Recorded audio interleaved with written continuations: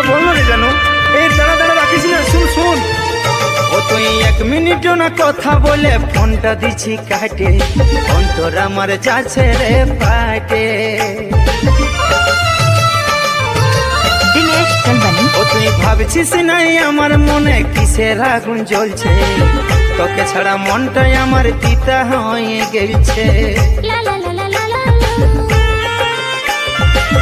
তোকে ছাড়া বলল আমি কত কষ্ট পাচ্ছি রে, সারা জীবন দিলি বৃথা দিলি এই অন্তরে।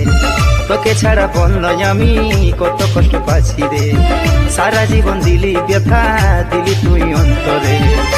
दिनेश ও चंदनी কান্দে মন কান্দে হিয়া রে, চলে যাবিস রে শ্বশুর ঘর।